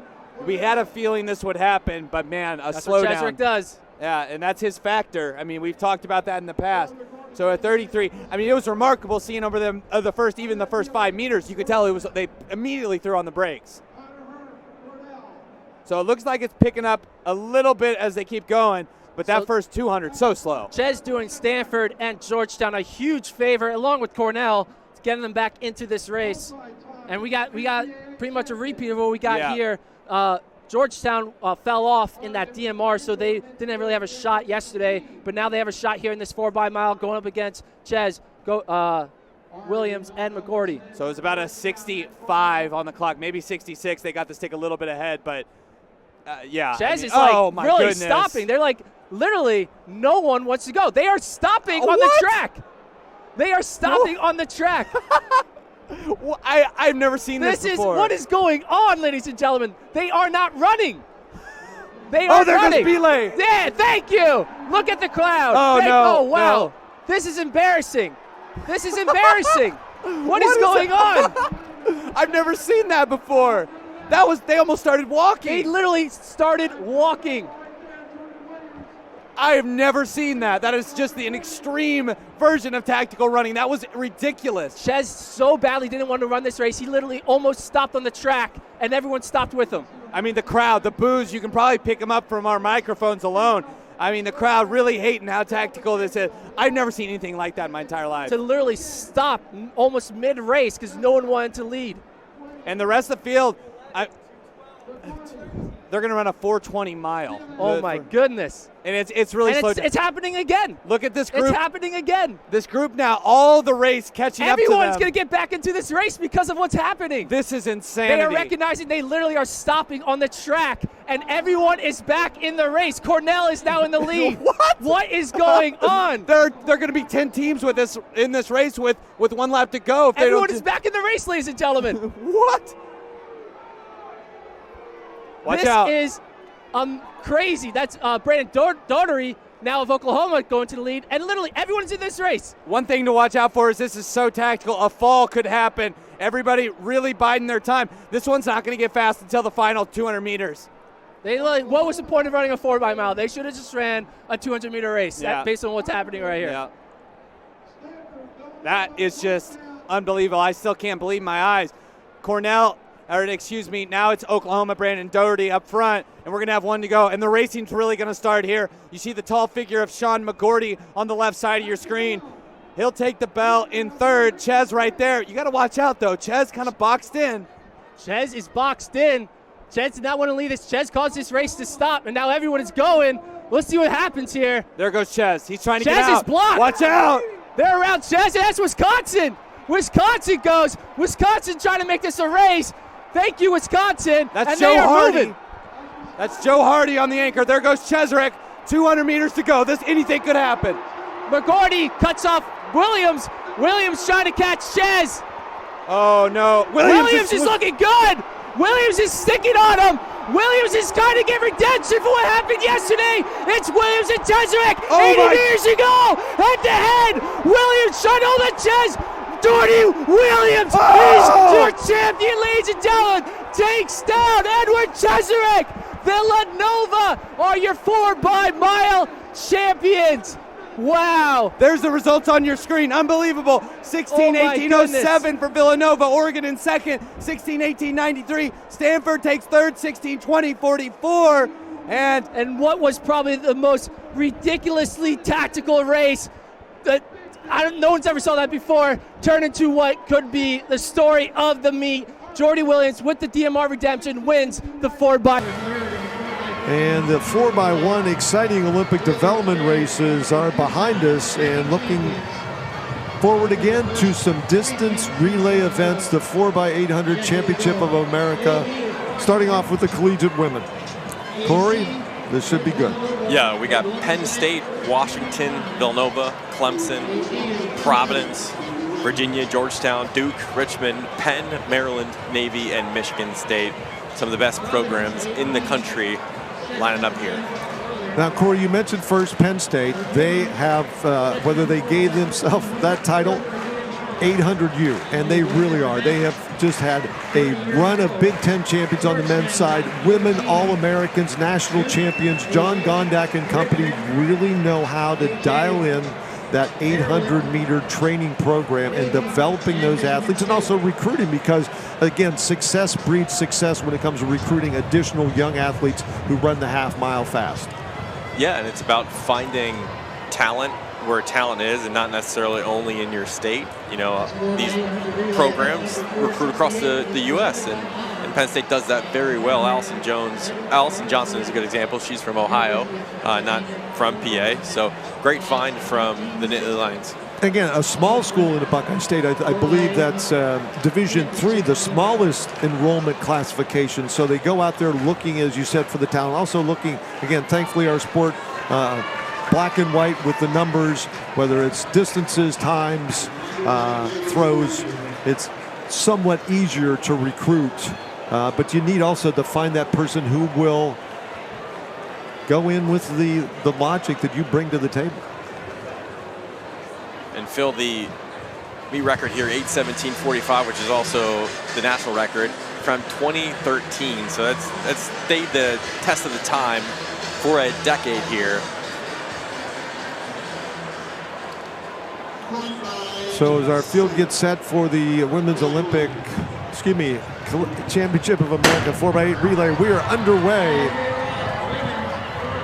Again, some of the marquee programs: Penn State, Providence, Georgetown, Villanova, Washington, Virginia. And we can't forget about Penn.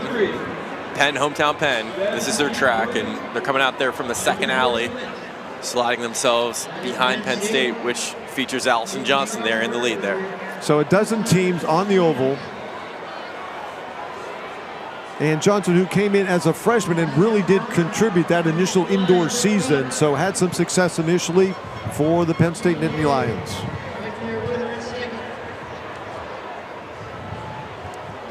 Many of these athletes have already competed this weekend, so they're kind of doubling back from other events. Gladys Chepnagech of Clemson comes to mind here. She just ran the SMR the other day. And the team's going 4 wide down the main straight as Allison Johnson gained some separation very quickly as they went through just over 60 seconds, or at least Johnson did. Yeah, breaking away from the field here. A clear tactical move from Johnson as she hopes to build some separation. So about 8 meters back to the chase group, with the Richmond Spiders in the number 2 position. Once again, 4 wide down the back straight. We see the University of Washington and Duke going extremely wide, pushing each other out into the third lane. Yeah, Washington, over in the wide third lane there, that's Marlena Pree, hoping to put herself back in the conversation here, wants to give her teammate a good handoff as they look to get back in the mix here. So Providence now, the big push as Allison Johnson from Penn State unfortunately falling back in the field. The Friars are going to be up by about 12, headed to the exchange zone, 2:05 point for the opening 800. Followed by Clemson and Washington. So I've seen the Husky middle distance runners a number of times indoors at Boston University. They destroy the distance medley relay record, so they have that depth and talent, and they can move those pieces around within a 4x8 or distance medley relay. 100% here. Providence has a benefit of riches here with May out in front. So Providence, their lineup: Alex O'Neill, Kimberly May, Maeve O'Neill, and Shannon Flockhart. May's coming off that anchor for Providence the other day where she split a 4:23, I think, final 1,600 meters in the DMR. So Providence didn't win, but they had a great result. Now May comes back and looking to offer a little bit more. 3:03 the squad from Providence, Rhode Island, a major lead at this point early in the 4x8 relay. She is losing them. I mean, and Kimberly May has clearly developed into one of the best distance runners in the NCAA. I think this is a time for her to really put her foot down and create some separation as we go into championship season here for Providence too.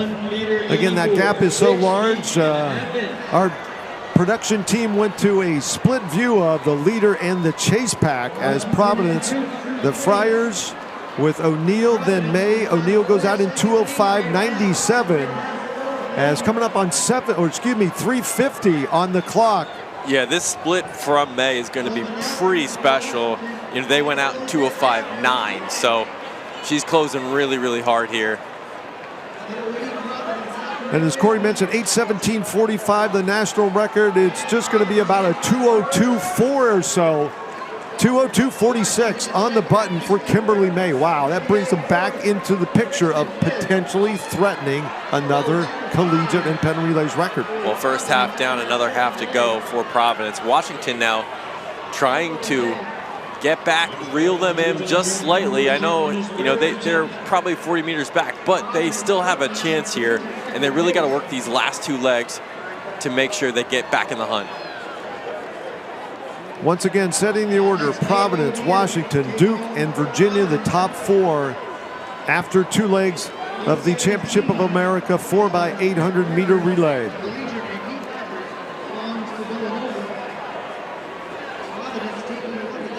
And one member of that Villanova squad back in 2013, Angel Picarillo, we saw her run earlier in the Olympic Development Women's 1500 meters. As Providence now 5:08. So about a 60-second, opening first lap. Corey. Yeah, Samantha Freiberg of Washington is closing the gap just slightly on Providence here. And I think Providence should be worried just slightly. You know, there's a lot of track left here in this critical third leg. And you don't really want to give up ground to a team like Washington, which has proven to be really deadly there on the last leg.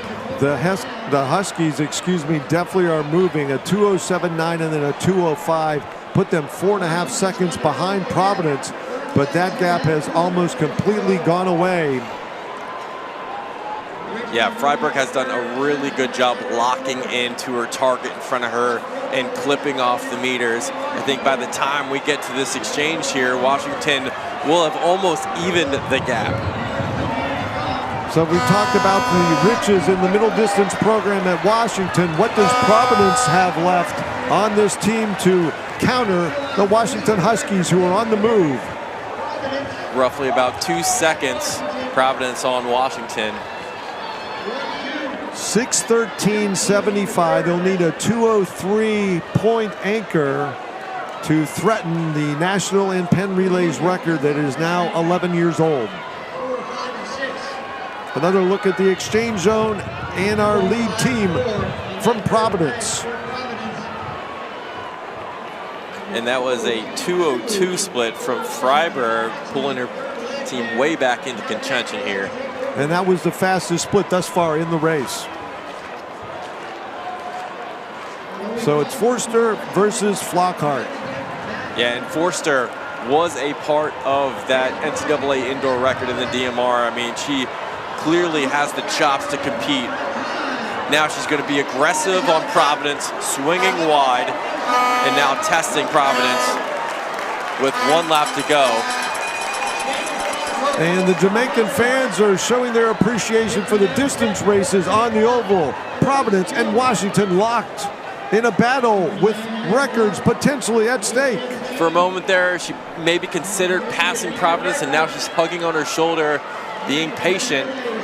We've seen already countless times that the last moves really win these races. So can Providence hold off Washington? And here she comes with 200 meters to go. They finish in the middle of the straightaway in front of us, but Flockhart is holding her off into the turn, keeping that position along the rail. Forster is working really hard though on that outside. We'll see if that's too much work to hold off from Providence. Finally getting around the Providence runner, but she's getting a little contact there on the outside. They have 12 seconds to a potential national record. Washington and Providence side by side. They're taking her out into lane 2, dropping the baton. Oh! Providence, does she realize it? I don't think she realizes it. Oh, she does at the line. She put her hand up to her mouth and oh my goodness. And depending upon whose time we have there, it could be it is a new national record by 0.17 of a second, but how that unfolded in the final 50 meters. Oh, gotta be bittersweet for Providence here. And just simply kind of a little moment of focus, kind of washed away. Washington continued on the line. And gosh, I hate to see it, but you have a national record from Washington now. Wow. And again, the replay on this is just going to, could fill up chapters of a book of how this race unfolded. Providence early on set the pace. Washington responds, catches up, and then the side-by-side battle between Washington and Providence with a drop baton in the final 50 meters.